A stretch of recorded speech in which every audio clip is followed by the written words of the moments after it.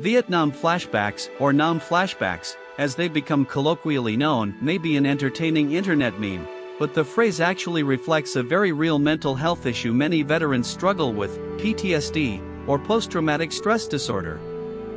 Although the Vietnam War ended in 1975 and PTSD wasn't known under this name until 1980, there was still a recognition of the impact that war had on the soldier's psyche. In 1915, during World War I, this condition was referred to as shell shock. Since then, it has been called battle fatigue, Gulf War syndrome, and post-Vietnam syndrome, all of which had the same symptoms now known as PTSD. Early recognition. Soon after the Vietnam War had ended, Dr. Arthur S. Blank Jr., who had spent a year working in Vietnam's hospitals, was one of the first to recognize that veterans who had been diagnosed with illnesses such as alcoholism or schizophrenia were more likely to be suffering from war trauma. As the early post-war years passed, other clinicians drew the same conclusions. By the late 1970s, there was a medical push to recognize and officially define PTSD. Understanding PTSD. Those suffering from the effects of this trauma and stressor-related disorder can experience a wide range of symptoms and are more likely to develop substance or alcohol dependency issues due to feelings of social alienation. A veteran's story. One Vietnam War veteran, Ed Smith, spoke about his experience with PTSD caused by the war and how it still affects him 50 years later. Even now, he reports struggling to fall asleep without checking his home's perimeter and wakes up multiple times to recheck everything is still secure. He said, "I beat myself up that 1 year could affect my life so bad. That time in Vietnam is still very much there. It's like yesterday." Flashbacks and traumatic memories are devastating, and you don't need to have fought in a war to suffer from them. However, there is hope for healing. Reaching out for support is a brave and necessary step toward reclaiming mental well-being, and support is readily available no matter where you are. Why Vietnam was different. A lot of veterans carry the weight of their experiences long after the conflict ends.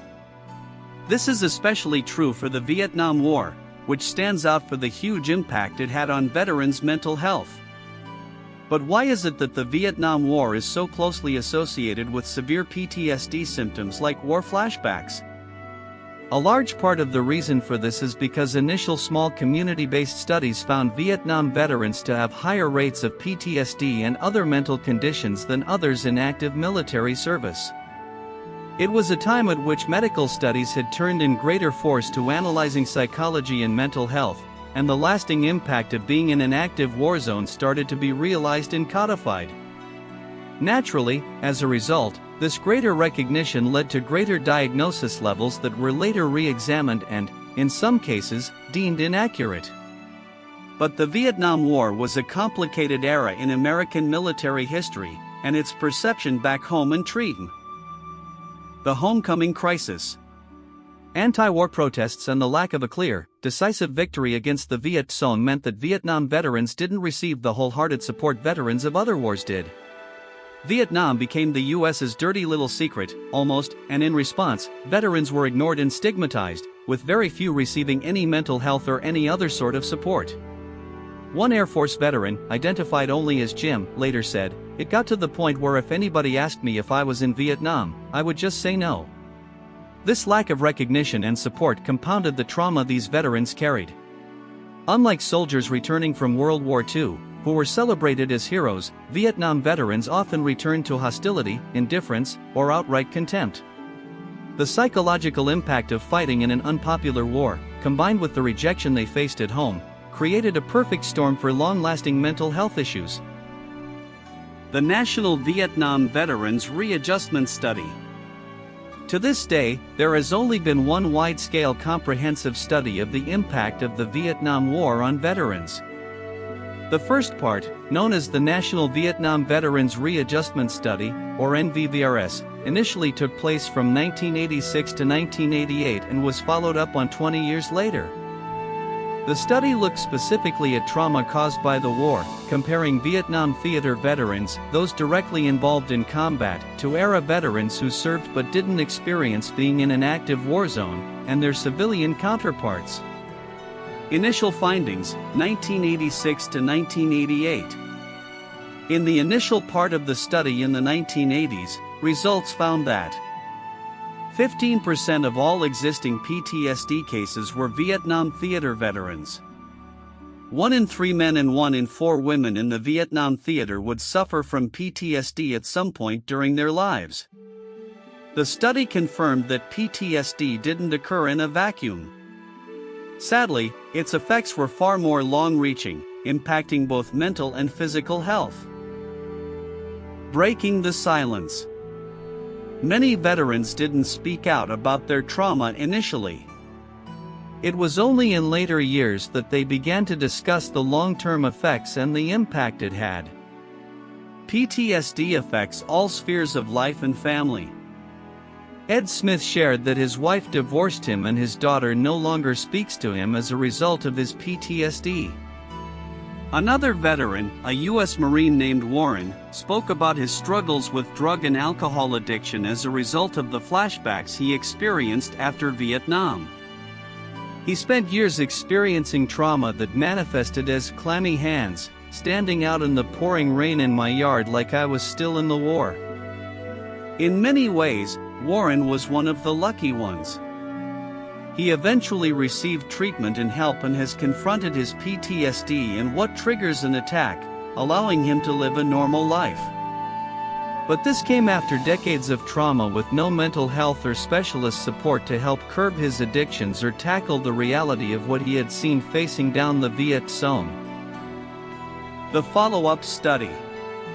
The landmark NVVRS study was followed up on over 20 years later, in the period 2012 to 2013, to see how many Vietnam veterans were still experiencing trauma and to see what new conclusions could be drawn based on the advancement of the theory of PTSD diagnosis since the original study. This portion was known as the National Vietnam Veterans Longitudinal Study, or NVVLS. 1,632 theater veterans and 716 era veterans replied to the follow-up study, which contained a self-report survey booklet, a computer-assisted telephone interview, for a random few, a clinical diagnostic telephone interview. Shocking long-term results. The results highlighted the impact of PTSD on a person as a whole and its long-term effects. 12.2% of Vietnam theater veterans still suffered PTSD effects nearly 40 years after the war. Veterans with PTSD were twice as likely to have died in the intervening period as those who didn't. Stress level was a directly contributing factor, with those in high-exposure locations twice as likely to die as those in low or moderate war zone exposure locations. This mortality difference could be explained by the onset of physical conditions in Vietnam veterans with PTSD. A third reported a history of heart disease. More than half reported conditions like arthritis. They were more likely to report a history of chronic conditions. Personal testimonies. Nothing underscores the horrors of an active war zone and its psychological effects more than the actual stories told by survivors. Many talk of flashbacks turned into nightmares that resulted in substance abuse, violent outbursts, and attempted suicide.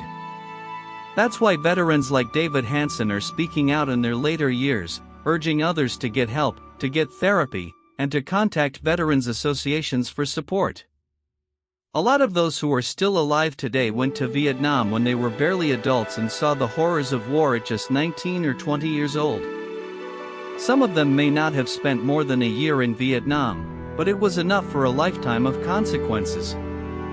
One of them recalled, "I would wake up with a start, sit up drenched in sweat, trembling, frightened like a big firefight had just happened, and I don't know why.